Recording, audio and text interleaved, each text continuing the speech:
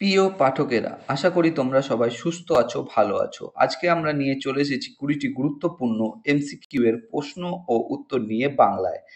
বাংলায় গুরুত্বপূর্ণ প্রশ্নোত্তরগুলো প্রতিদিন পাওয়ার জন্য আমাদের চ্যানেলটি লাইক, কমেন্ট, শেয়ার এবং সাবস্ক্রাইব করতে ভুলো না। সাবস্ক্রাইব করে বেল আইকনটি প্রেস করে নিও, তাহলে নতুন নতুন ভিডিওর নোটিফিকেশনগুলো তোমরা খুব সহজেই পেয়ে যাবে।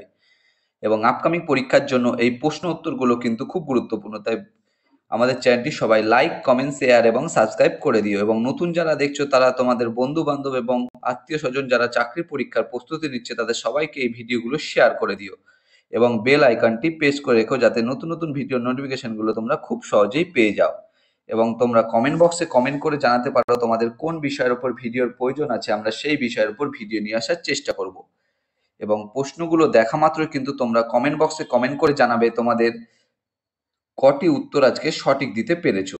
তাই আর সময় নষ্ট না করে চলে আসি আজকের প্রথম প্রশ্নে। আজকের প্রথম প্রশ্ন, 1 নম্বর প্রশ্ন, কত সালে বিধবা বিবাহ আইন পাশ হয়?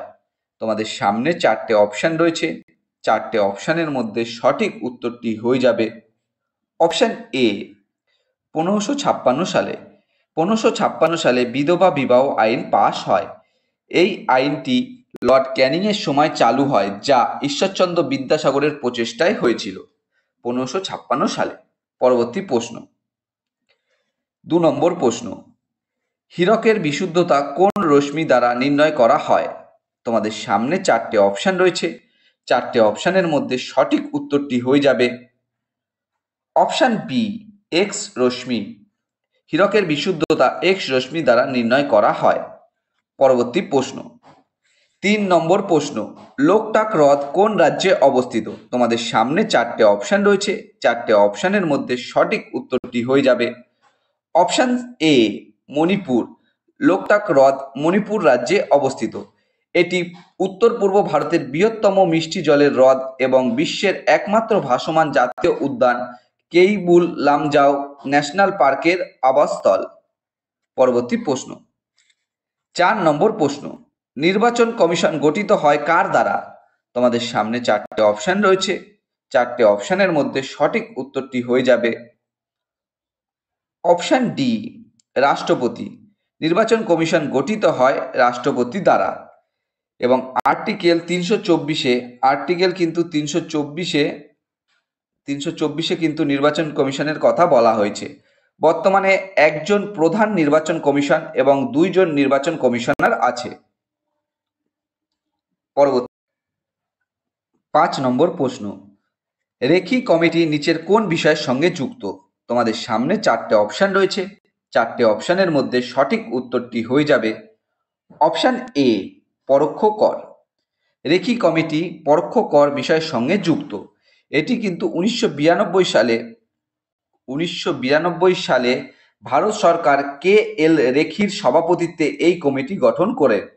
1992 সালে কিন্তু কে এল রেখির সভাপতিত্বে এই কমিটিটি কিন্তু গঠন করা হয়েছিল পরোক্ষ করের জন্য। পরবর্তী প্রশ্ন, 6 নম্বর প্রশ্ন, নিচের কোনটি ভারতীয় রিজার্ভ ব্যাংকের কাজ নয়? তোমাদের সামনে 4টে অপশন রয়েছে। 4টে অপশনের মধ্যে সঠিক উত্তরটি হয়ে যাবে অপশন বি, সাধারণ মানুষের আমানত গ্রহণকারী। সাধারণ মানুষের আমানত গ্রহণকারী কিন্তু রিজার্ভ ব্যাংকের কাজ নয়। পরবর্তী প্রশ্ন, 7 নম্বর প্রশ্ন, কাবুলে কত সালে অস্থায়ী ভারতীয় জাতীয় সরকার গঠিত হয়? তোমাদের সামনে 4টে অপশন রয়েছে। 4টে অপশনের মধ্যে সঠিক উত্তরটি হয়ে যাবে অপশন এ, 1915 সালে। 1915 সালে কাবুলে 1915 সালে অস্থায়ী ভারতীয় সরকার গঠিত হয়। এটি কিন্তু 1915 সালের 1 ডিসেম্বর কিন্তু গড়ে উঠেছিল। এটি ছিল একটি প্রথম বিশ্বযুদ্ধ চলাকালীন ভারতীয় স্বাধীনতা কমিটি ও কেন্দ্রীয় শক্তিগুলির সহায়তায় প্রতিষ্ঠিত একটি প্রবাসী সরকার। পরবর্তী প্রশ্ন, 8 নম্বর প্রশ্ন, মাৎস্য ন্যায়ের যুগ কার মৃত্যুর পরের সময়কে বলা হয়? তোমাদের সামনে 4টে অপশন রয়েছে।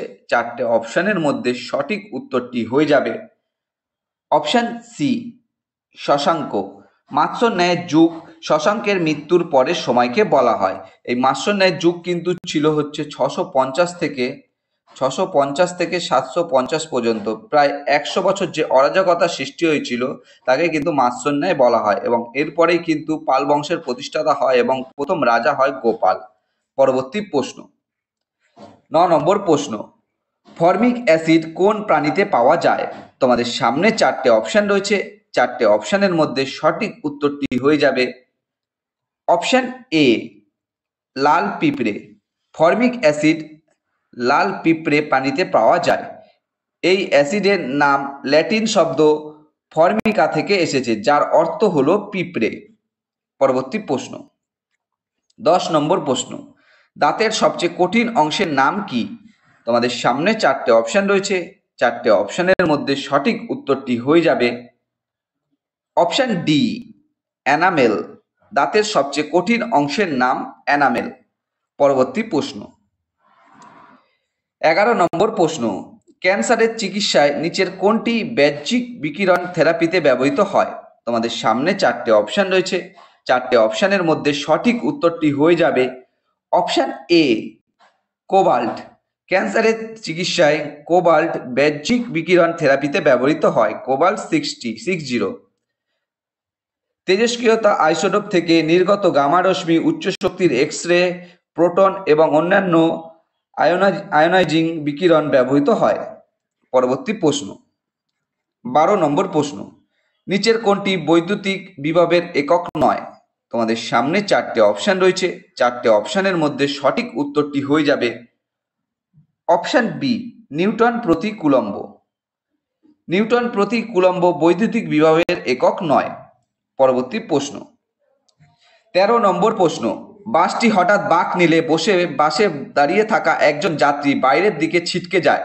নিচের কোনটির কারণে এটি ঘটে? তোমাদের সামনে 4টে অপশন রয়েছে, 4টে অপশনের মধ্যে সঠিক উত্তরটি হয়ে যাবে অপশন বি, গতিজাড্য।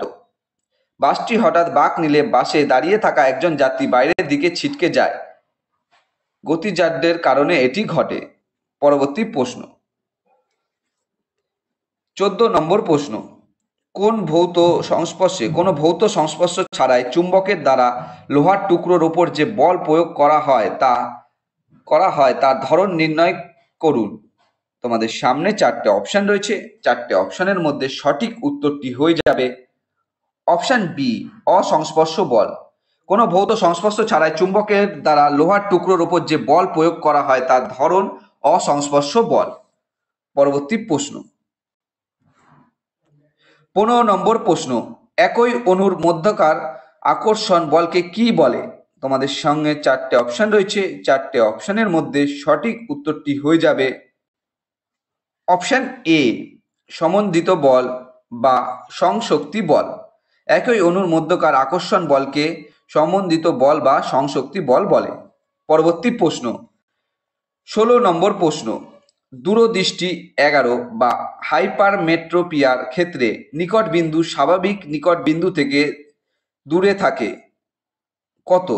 তোমাদের সামনে 4টে অপশন রয়েছে, 4টে অপশনের মধ্যে সঠিক উত্তরটি হয়ে যাবে অপশন বি, 25 সেন্টিমিটার বা 25 সেমি। দূরদৃষ্টি 11 বা হাইপারমেট্রোপিয়ার ক্ষেত্রে নিকট বিন্দু স্বাভাবিক নিকট বিন্দু থেকে 25 সেমি দূরে থাকে। পরবর্তী প্রশ্ন, 17 নম্বর প্রশ্ন, উচ্চ তাপমাত্রা এবং তীব্র সূর্যালোকযুক্ত অঞ্চলে বিজ্ঞানীরা ভবনের ছাদ সাদা রং করার পরামর্শ দেন কেন? তোমাদের সামনে 4টে অপশন রয়েছে, 4টে অপশনের মধ্যে সঠিক উত্তরটি হয়ে যাবে অপশন বি, সাদা রং সূর্যের আলো প্রতিফলিত করে, যার ফলে বাতানুকূলতার প্রয়োজন কমে।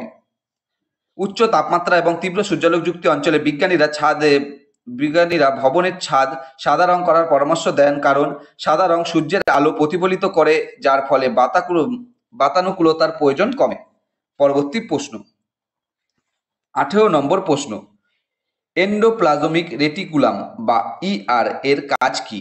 তোমাদের সামনে 4টে অপশন রয়েছে, 4টে অপশনের মধ্যে সঠিক উত্তরটি হয়ে যাবে অপশন এ, লিপিড সংশ্লেষ এবং ডিট্রিফিকেশন। এন্ডোপ্লাজমিক রেটিকুলামের কাজ হলো লিপিড সংশ্লেষ এবং ডিট্রিফিকেশন। পরবর্তী প্রশ্ন 19 নম্বর প্রশ্ন, কে বাবরনামা চাগাতাই তুর্কি থেকে পার্সিতে অনুবাদ করেছিলেন? তোমাদের সামনে 4টে অপশন রয়েছে।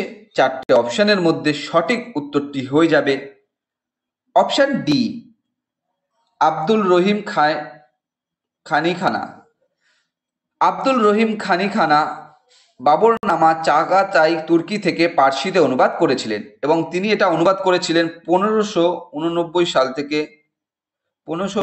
সাল থেকে 1590 সালের মধ্যে। কিন্তু তিনি এই বাবরনামা চাগাতাই তুর্কি থেকে পার্সিতে অনুবাদ করেছিলেন। পরবর্তী প্রশ্ন 20 নম্বর প্রশ্ন এবং আজকের শেষ প্রশ্ন, নিচের কোন নক্ষত্র মণ্ডলকে শিকারীয় বলা হয়? তোমাদের সামনে 4টে অপশন রয়েছে। 4টে অপশনের মধ্যে সঠিক উত্তরটি হয়ে যাবে অপশন বি, কালপুরুষ। নিচের কালপুরুষ নক্ষত্র মণ্ডলকে শিকারীয় বলা হয়। এই কালপুরুষ বা ওরিয়ন, এই দুজনকে কিন্তু কালপুরুষকে কিন্তু অনেক ওরিয়নও বলা হয়, এদের কিন্তু শিকারীয় বলা হয়। এটি গ্রিক পুরাণের এক শিকারী এবং এক ব্যতিক্রমী শিকারের দক্ষতা ও শক্তির জন্য পরিচিত ওরিয়নের নামে নামকরণ করা হয়েছে। বন্ধুরা, তোমাদের জন্য আজকে এই 20টাই প্রশ্নোত্তর ছিল। 20টা প্রশ্নোত্তর পেয়ে যদি তোমরা উপকৃত হয়ে থাকো, অবশ্যই আমাদের চ্যানেলটি লাইক, কমেন্ট, শেয়ার এবং সাবস্ক্রাইব করে দিও। সাবস্ক্রাইব করে বেল আইকনটি প্রেস করে নিও, যাতে নতুন নতুন ভিডিও নোটিফিকেশনগুলো তোমরা খুব সহজেই পেয়ে যাও। এবং নতুন যারা আমাদের চ্যানেলে প্রশ্নোত্তরের ভিডিওগুলো দেখছো, তারা অবশ্যই লাইক, কমেন্ট, শেয়ার এবং সাবস্ক্রাইব করে বেল আইকনটি প্রেস করে নাও। এবং তোমরা তোমাদের বন্ধু বান্ধব এবং আত্মীয় স্বজন যারা চাকরি পরীক্ষার প্রস্তুতি নিচ্ছে, তাদের সবাইকে এই ভিডিওগুলো শেয়ার করো, যাতে তারাও আপকামিং পরীক্ষায় প্রশ্নোত্তরগুলো পেয়ে উপকৃত হতে পারে। আমাদের ডেসক্রিপশন বক্সে হোয়াটসঅ্যাপ গ্রুপ, টেলিগ্রাম গ্রুপের লিঙ্ক দেওয়া আছে, সেখানে গিয়ে সবাই অবশ্যই জয়েন করে নিতে পারো। এবং তোমরা কমেন্ট বক্সে কমেন্ট করে জানাতে পারো তোমাদের কোন বিষয়ের উপর ভিডিওর প্রয়োজন আছে, আমরা সেই বিষয়ের উপর ভিডিও নিয়ে আসার চেষ্টা করব। সবাই সুস্থ থেকো, ভালো থেকো, দেখা হবে আবার পরবর্তী ভিডিওতে। ধন্যবাদ সবাইকে।